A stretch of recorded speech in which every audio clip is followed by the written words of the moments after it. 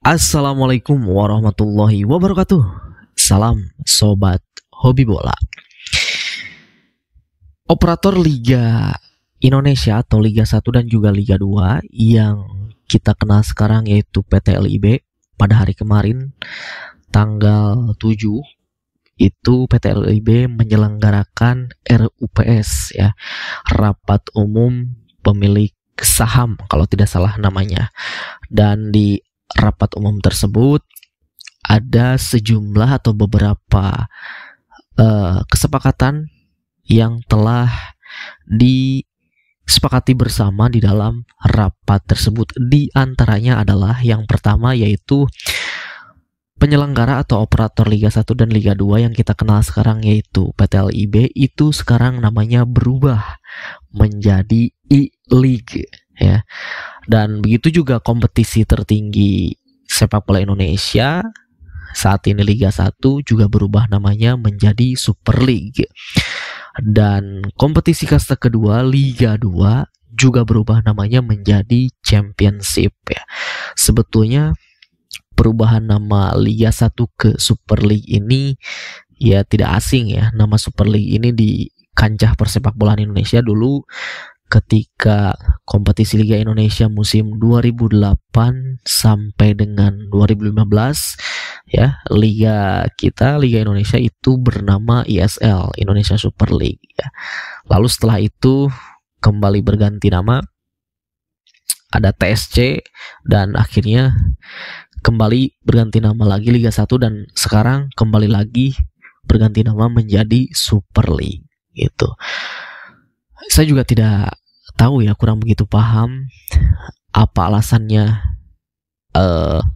dengan dirubahnya PT LIB lalu nama kompetisi di Liga Indonesia saat ini itu.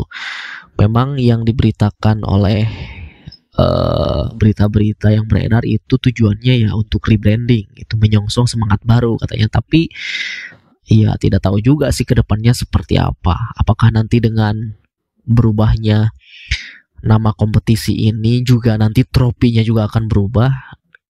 Ya menurut saya kompetisi Liga Indonesia ini cukup unik juga gitu. Setiap kali berubah nama, tropinya pun berubah. Jadi beberapa kali tropi dari kompetisi Liga Indonesia ini juga berubah gitu. Apakah nanti juga di musim depan tropinya akan kembali berubah atau tidak gitu, seperti itu. Lalu selain itu juga keputusan yang kedua yaitu adalah penambahan kuota pemain asing. Kita tahu bahwa di Liga 1 musim kemarin itu aturan atau kuota pemain asing itu maksimal 8 pemain boleh didaftarkan dan hanya 6 pemain yang boleh bermain di lapangan. Nah, untuk musim 2025-2026 si I-League ini atau PT LIB ini akhirnya merubah aturan kuota pemain asing tersebut menjadi setiap klub boleh maksimal mendaftarkan 11 pemain asing dan 8 pemain hanya boleh yang masuk ke DSP itu adalah 8 pemain gitu tuh. Dan ya memang alasannya kenapa ditambahnya kuota pemain asing ini menjadi 11 yaitu untuk memberikan keleluasaan juga terutama bagi beberapa klub yang akan berkompetisi di Asia, katanya seperti itu. Tapi ya kan tidak semuanya juga gitu. Ada klub-klub Indonesia yang berkompetisi di Asia hanya Persib Bandung dan juga ya Dewa United gitu.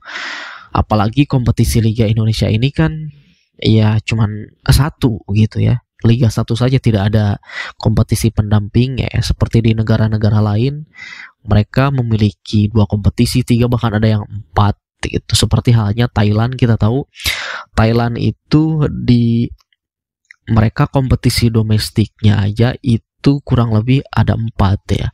Ada liga utamanya Thai League, ada Piala Thailand, lalu juga ada Piala FA Thailand dan ada Piala Championship Thailand atau yang lebih bekennya mungkin kalau di liga-liga Eropa, contohnya di Liga Inggris itu seperti Community Shield-nya ya.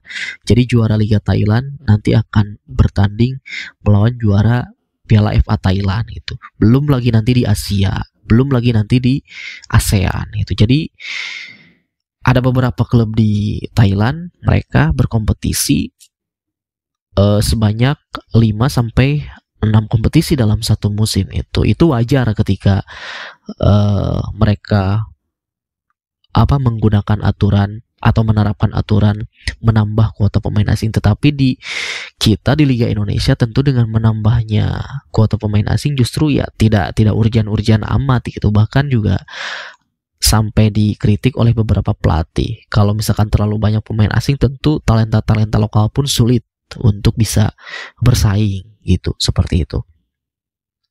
Lalu selain itu juga ada aturan mengenai pemain U23 ya di klub. Jadi setiap klub itu wajib mendaftarkan minimal 5 pemain U23 dan salah satu diantaranya itu harus bermain selama 45 menit. Nah kalau ini oke lah, cukup setuju dengan aturan yang ini karena memang memberikan setiap klub itu harus memberikan kesempatan kepada para pemain muda sehingga bakat-bakat atau potensi pemain muda ya khususnya di bawah usia 23 tahun itu akan terlihat nanti, ya tentu akan menguntungkan juga bagi timnas Indonesia nanti ke depannya gitu. Ya sebetulnya para pemain muda ini juga bisa mendapatkan jam terbang, bisa mendapatkan menit bermain ketika kita di negara kita, di liga kita itu punya minimal 2 kompetisi lah gitu. Jadi ketika para pemain muda ini tidak mendapatkan jam terbang atau menit bermain di liga utama, tentu bisa mendapatkan menit bermain di kompetisi piala domestiknya gitu. Makanya itu yang saya harapkan kenapa sampai saat ini di Indonesia belum kembali digelar kompetisi pendamping dari liga utama gitu. Lalu yang selanjutnya yaitu ya yang dikatakan saya di video sebelumnya, yaitu ditunjuknya orang Jepang ya, Takeyuki Oya sebagai General Manager untuk operasional E-League musim depan hingga tahun 2027 gitu. Nah, tentu yang saya harapkan itu dari orang ini sebetulnya ya.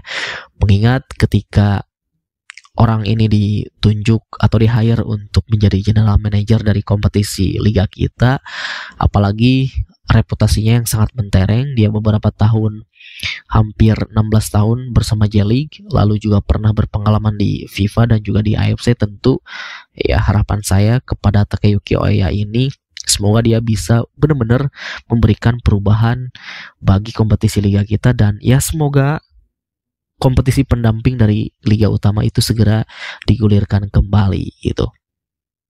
Dan yang terakhir tentu yaitu mengenai musim 2025-2026 ya, Super League musim 2025-2026 itu akan digelar pada bulan Agustus dan akan berakhir di bulan Mei tahun 2026. Dan laga pembuka itu akan mempertemukan Persebaya Surabaya melawan tim promosi PSIM Yogyakarta itu. Jadi itu adalah beberapa hasil dari keputusan yang dilakukan oleh PT LIB di rapat umum pemilik saham kemarin itu. Dan kabar selanjutnya yaitu datang dari salah satu punggawa timnas kita ya, yaitu Shen Patinama akhirnya telah resmi bergabung bersama raksasa Thailand ya, yaitu Buriram United. Nah, tentu Shen Patinama ini adalah salah satu di antara pemain timnas yang tidak memiliki klub kemarin ya, bahkan sempat digadang-gadang akan bergabung ke klub Liga 1, rumornya ada ke Bayangkara, bahkan ke Persib Bandung gitu. Tetapi ketika Shen Patinama ini memutuskan bersama klub sebelumnya untuk kesepakatan bersama memutus kontrak, padahal sebetulnya Sean Patinama ini kan masih tersisa kontrak 1 tahun bersama KS Yupen ya. Tetapi dengan kesepakatan bersama, Sean Patinama ini memutus kontrak dan sebetulnya tanda-tanda Sean Patinama ini menuju ke Buriram itu terlihat ketika dia sebelum bergabung bersama timnas itu sempat memposting di akun Instagramnya foto kota Bangkok gitu. Wah, sepertinya memang Sean Patinama ini benar-benar akan bergabung ke Buriram itu. Tetapi saat itu memang belum diresmikan hingga beberapa waktu lamanya. Akhirnya pada hari kemarin Sean Patinama resmi berseragam Buriram United dengan mengenakan nomor 20 dan belum diketahui juga kontraknya sampai berapa tahun dan tentu statusnya sebagai free transfer ya, karena memang sebelumnya sudah tidak memiliki klub. Dan ya harapannya mudah-mudahan Sean Patinama ini ya minimal mendapatkan menit bermain lah. Itulah intinya untuk Sean Patinama, untuk bisa dia kembali ke top performernya ketika dia masih membela Viking FK waktu itu ya. Benar-benar dia sebagai back kiri yang sangat agresif, dan ketika dia pindah dari Viking FK tentu performanya turun, dan semoga dengan saat ini bergabungnya bersama Buriram yang di musim depan itu akan berkompetisi di 6 kompetisi yang benar-benar memang padat. Mudah-mudahan Sean Patinama mendapatkan jam terbang dan menit bermain ya, dipercaya oleh pelatihnya dari Buriram United gitu. Itu saja dari saya, terima kasih. Sampai jumpa lagi di video selanjutnya.